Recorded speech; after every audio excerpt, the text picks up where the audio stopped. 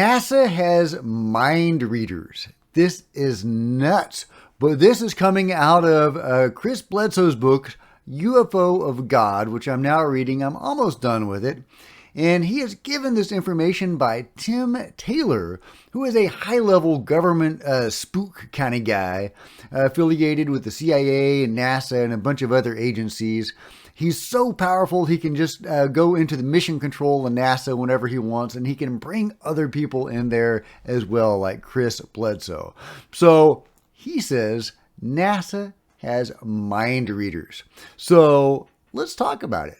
This is Jack with Cosmic Road. Get in here. I talk about UFOs and the paranormal. Please hit like. Please smash the subscribe button and the bell to be notified of future videos. Please comment on the story as I'm going through it. And please join me on social media. I would love to see you on Facebook and Twitter. Links are below.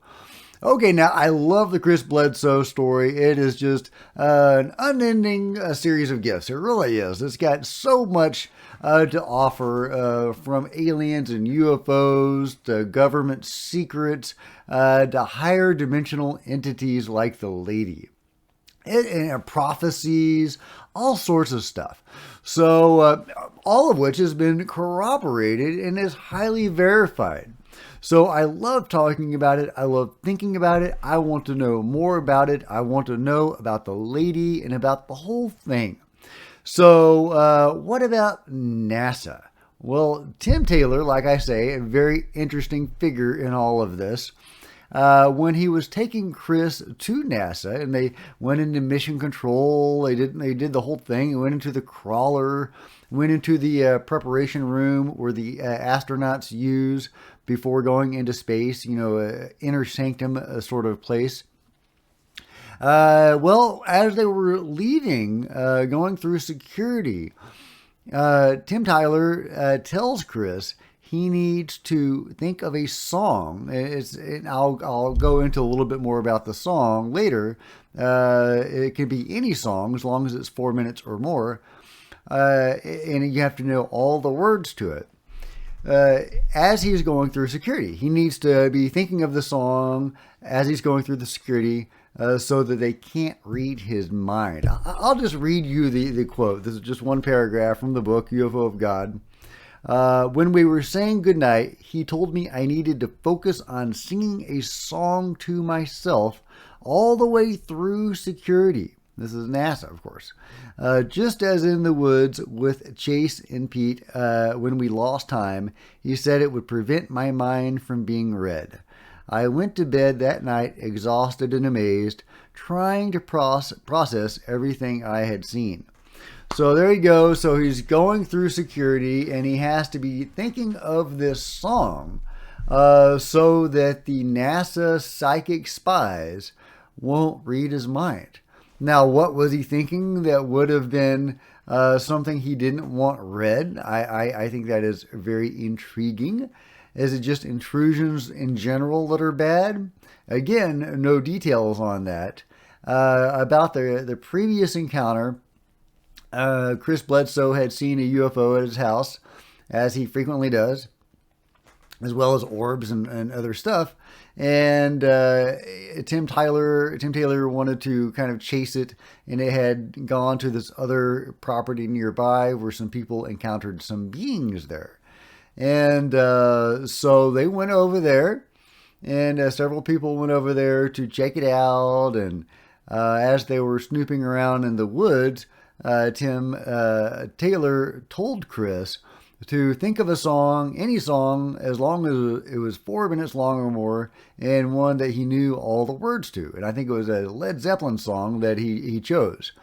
And it was important to prevent intrusions into his mind by the beings. Now, this really intrigues me because Chris Bledsoe's experiences have all been very positive with the phenomenon.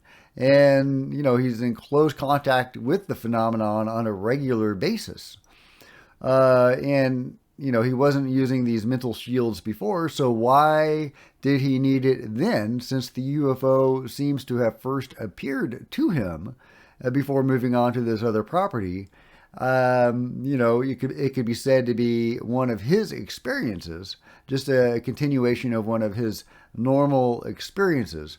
So why would he need to shield himself from the same phenomenon or phenomena that he often interacts with in very positive ways? There's no real explanation for that. There's so many things in the book that I wish Chris would expound upon a little bit, and hopefully in future interviews he will. I would love to see, he was recently on Jimmy Church, but he didn't go into any of that. But he is making the rounds, talking about this stuff, and hopefully somebody will ask him some of these questions. I really want to get to the bottom of what the lady said about her prophecies, also about how humanity must embrace the positivity of the phenomenon, or else it will be on the path to ruin. I am very intrigued by that statement and want to know specifically what she was talking about. It sounds kind of important if we're going to be on the path to ruin if we don't do something. Is that a misdirection? Is that a deception?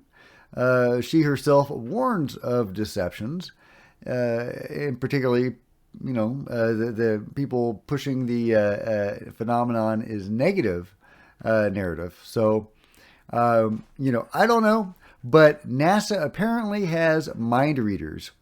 Why are they mind reading people? I guess it makes sense if they're coming into the building. You want to know people's intentions, if they're a saboteur or something. But exiting the facility, why would you read their mind? Maybe you're afraid people took something? And who exactly is doing the mind reading? Are we talking about remote viewing? Because there is an aspect of remote viewing where you can interact with others' minds and glean knowledge from them. There's even something called remote influencing, where you can, just like it says, influence somebody else's mind or even mind control. My understanding is you have to be in very close proximity to do that.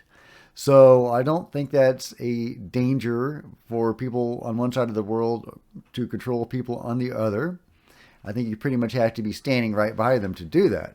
But that could just be what they want you to believe. It could actually be a problem. But at any rate, it appears that NASA has its own psychic spies, which I guess should surprise nobody. And if NASA has their own psychic spies, and I can guarantee you the CIA does, the FBI does, the White House does, this seems to be a thing. And there are safeguards that we can take to actually prevent mental intrusion. And apparently that is coming up with a song that you know all the words to and repeating those lyrics to yourself and that song to yourself when you are afraid of mental intrusion or the possibility of mental intrusion in any way. I'm assuming that this program, this psychic spy program, is some sort of outgrowth of the remote viewing project, Project Stargate. And, but there's no, corroboration for that. Tim Tyler does not go into any detail on that. And again, why didn't he tell Chris to do this when they were on the way into the building, not on the way out of the building? Did something happen when they were in the building that they needed to hide from NASA's psychic spies? I don't know. Maybe Tim was just having a bit of fun. He doesn't seem like the type to engage in pranks. He seems like a fairly serious fellow. I'm thinking what he told Chris was true and real, and that NASA does have psychic spies, and likely other agencies do as well, and he is familiar with them. Does that mean he is, read into some of the program? Is he aware of the control group or part of the control group? How high up does Tim Taylor go? Is that his real name? For years people were calling him Tyler D. I think that's what he was going by in American Cosmic. That was his, pseudonym because he wasn't divulging his real name. Is Tim Taylor his real name? I don't know, but it seems to be what he's going by. One more fascinating element in the whole saga of Chris Bledsoe. But yeah, this could actually be useful to us, right? If we are ever in a situation when we are encountering the phenomenon and we think there might be something negative or suspicious about it, or if we're being pursued by the men in black and we don't want them to read our mind, think of a song. Come up with a song that you know all the lyrics to, has to be at least 4 minutes or more, and just hum that sucker to yourself, silently, to shield your mind from mental intrusion. What do you think about all this? Please let me know in the comments below. Please give this video a big thumbs up. I would really appreciate it. Join me on social media. There are Facebook and Twitter links below. I would love to see you guys there and interact with you there. And please share this video on social media if you get a chance. That would be really helpful. Trying to build this platform a little bit. That would be super nice. So to that end, please subscribe and hit the bell. And I'll see you next time, guys. This is Jack with Cosmic Road signing out.